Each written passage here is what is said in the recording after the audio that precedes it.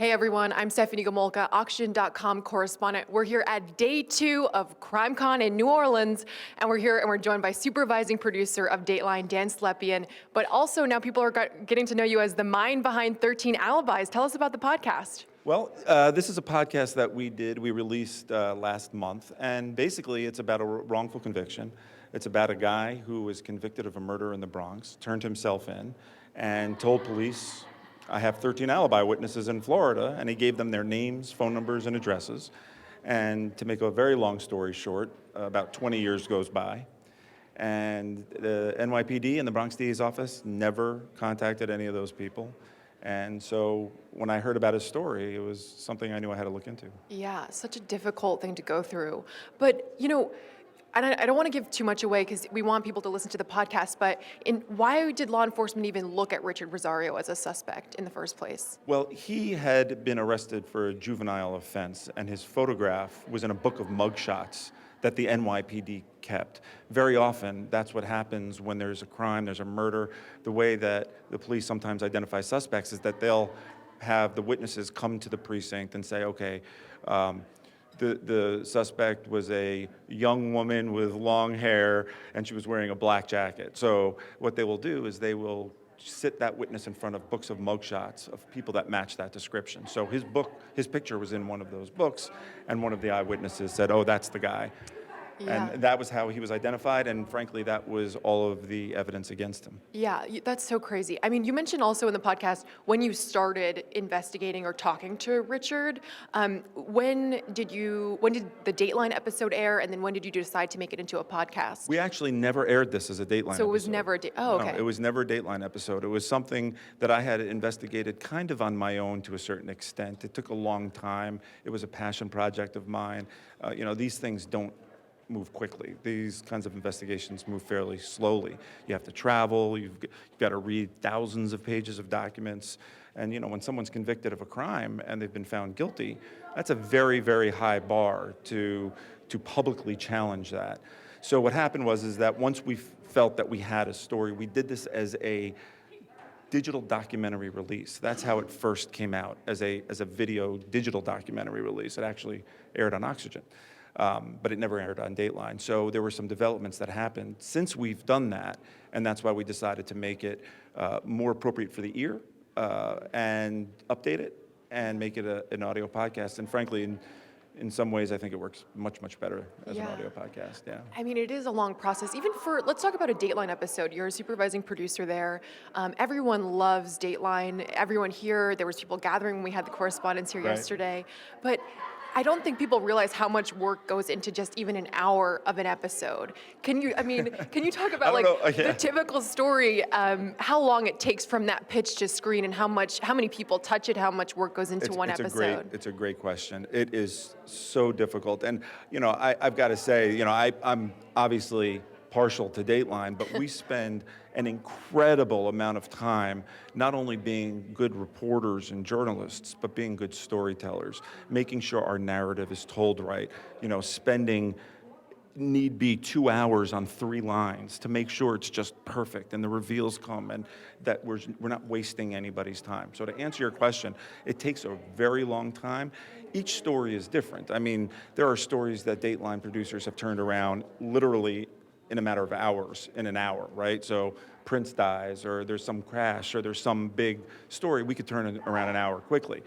There's stories that I've worked on for literally 10 years. Wow. So it really runs the gamut, but for the most part, at the very least, I would say it takes months. It takes many, many months. Yeah, and it takes a village. It takes a village. There's producers, the correspondents are involved with adding their voice. There's editors.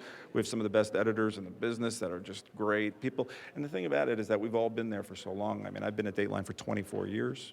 And you go around the offices there and you'll find like 2 decades, 2.5 decades, 15. So we all work really well as a team. But you're right. It takes a village, and there's a lot of people involved, and that's a good thing. It's always good to have more eyes on your product, keep you honest journalistically, and editorially, ethically, and also making sure we're telling the best possible story. Yeah, I mean, when Keith, Josh, and Dennis were here yesterday, we asked them about, why Dateline has been this standard for true crime, this legacy thing. And it sounds like it's the people, since you guys have just been that consistent driving force behind the show. What did they say to that? What did they say? I think, we're the best and we try really hard. And then, it's like a joke and, they're all very humble and they brush it off. But it seems, it's true. You could see the people that are coming out and the energy that they give off and the stuff they put into that show. Absolutely. I think we've kind of caught magic in a bottle.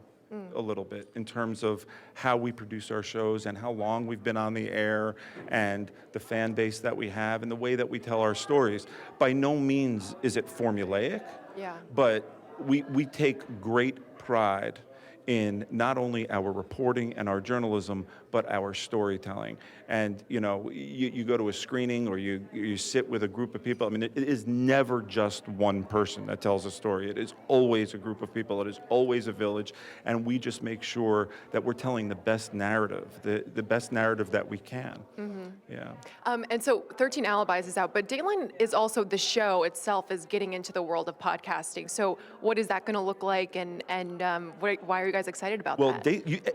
First of all, you can now get showcasts. Oh, okay. As so a podcast. It's the audio of the show. So it's the audio of the show, and that's very exciting because there's a lot of people that don't sit in front of their television or don't DVR it or whatever, and they're driving now. They can listen to Dateline. This is different. This was not a showcast. This was an original production that did not air on Dateline, and we hope to do more of those. And I think it's just a great thing to do with the Dateline brand for us to be able to stretch a little bit and reach people and tell our stories in various distribution platforms. It's really quite exciting, actually, because there's so many different stories that might not be necessarily appropriate for television, that can really work well as podcasts. So we're able to expand a little bit, I think, in terms of our topics and in terms of the way we tell our stories. Yeah, and the one thing we talked about earlier, before the cameras were on, was 13 Alibis is so digestible in terms of, the time limits of a podcast. It also seems exciting to have podcasts that, if people say a case can't be an hour long, that there's a possibility for them to still get some type of spotlight. Yep, exactly right. I think they're digestible because what we really do is we respect people's time, and we don't ever want to add any words or length or fluff just to get something out there. Every word, every sentence is part of the story, is important. It's something, so we're able to tighten it up and make it digestible. So I think that you're right. I think that, it's one of the things I've heard about this a lot is that people feel like it just kind of zips by. I hope that's because we did it the right way and told the story the right way. And I also think that the story is just an insane story. So when you listen to it, it's like you can't believe what you're listening to. As I sit here with you right now, I still can't believe it. Yeah, when you hear that, 13 Alibis, you think, I'm good. I'm gonna just let them do their work. Let them call. One of the things that surprises me is that I still can get surprised. I've done a lot of these stories over the year, and every time it's like, really? Really? And this one was like, really? Like, it just keeps, this is a pervasive problem. I mean, Richard Rosario, who's the subject of this podcast, is certainly not the only person that's been wrongfully convicted. He's one of the lucky ones that got a story told by us because it was so kind of simple. It was a headline. The guy said he was in Florida. He wasn't in New York. There's, a lot of people in prison that are waiting for their stories, hoping that their stories are told. I hear from people all the time. I'm certainly not the only one. Yeah. Here at CrimeCon, wrongful convictions, missing persons, justice-seeking stories seems to be at the forefront, which is a great thing to be here for. And you're here at CrimeCon, so tell me about what you're taking part in, even with the podcast here. This is my first time here, and it's amazing. It's like, it's great. I think that it's really refreshing for me to see that people really care and are paying attention to what we're doing. I'm proud. I'm proud not only of the podcast, I'm proud to be part of Dateline. Dateline has a long, rich history. It's an American institution. And the fact that we have that brand to be able to have the flexibility and the versatility to tell various stories that are important to me. Thank God I have great bosses that have allowed me to go down this route. Very often, as you know, stories, when you are pitching stories editorially, It's like, what's the story? What's the beginning? What's the middle? What's the end? Very often I do stories, I don't know the end, and that doesn't always fly that well. But we have room now to breathe and to stretch, and that's very, very exciting.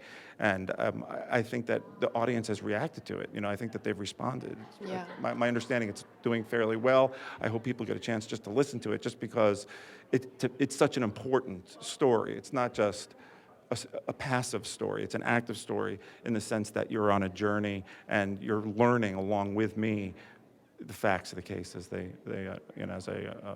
come.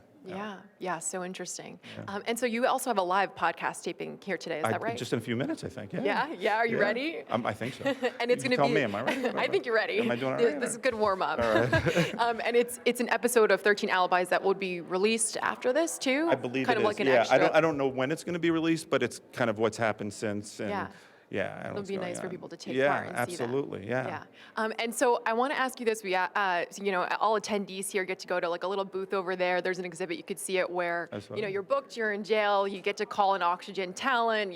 People pick Paul Holes, Lonnie Coombs, Nancy Grace. But we asked the Dateline correspondents to pick between Dateline producers or correspondents. Who would you call? Who do they say? I'll tell you in a second, but I want to hear your your reaction. I do. I'll tell you in a second, but I want to know who you would call and why. Wow. If I was arrested, who I would call? Something goes wrong. That's a good question. Let me just think about that for one second. Yeah, Tell me what they said first. Okay, well, your name did come up. Get out of here. It did. That would be a bad call. I can't remember, so I don't want you to quote me on it because I'm going to have to go back and rewatch. No, it's all right. But Josh Mankiewicz mentioned you, and he was like, Dan Slepian, because if I was wrongfully convicted, he'd help me, but it might take 20 years. But what if he was guilty? Sure. So that's the thing. You'll get to the bottom of the truth, so hopefully Josh is innocent. Yeah. Maybe my mom. Okay, why? Because I knew that if I was wrongly, she would not. She would not stop. Yeah, she would not stop. Yeah. That I have to think about that. That's a really good question. I don't know the answer to that. I don't know the answer. Maybe it's everyone. Maybe it's an equal footing. So that's. Is there someone you wouldn't call? I think I need to know. Would I have you to not think call about them. Keith Morrison? Is that my? I would call Keith. You would? Yeah, okay. Josh might laugh at me. No, I would. I would call Keith. Is great. Josh was great. Yeah, I would call one of these lawyers that I've worked with. That maybe Ron Kuby. Yeah. He's a lawyer in New York. He's a lawyer. Yeah, okay, he's a playing defense lawyer. Safe. Yeah, I'm playing totally safe. Okay. Yeah, absolutely. And what's the crime that got you in there? Is it calling to a story? Talking too much. Talking too much. Not shutting up. Well, we're thankful for you for talking too much for sure. Sorry. Yeah, that's so great. I mean, 13 Alibis. Where can everyone listen? Let everyone know. Wherever they get their podcasts. Wherever you get your just search 13 Alibis. Just give Amazing. This is the challenge. Listen to the first episode. If you don't go on to the second, well, if you listen to the first, I can vouch you will not be stopping there. It's 13 Alibis. Wherever you get your podcast, you have to listen.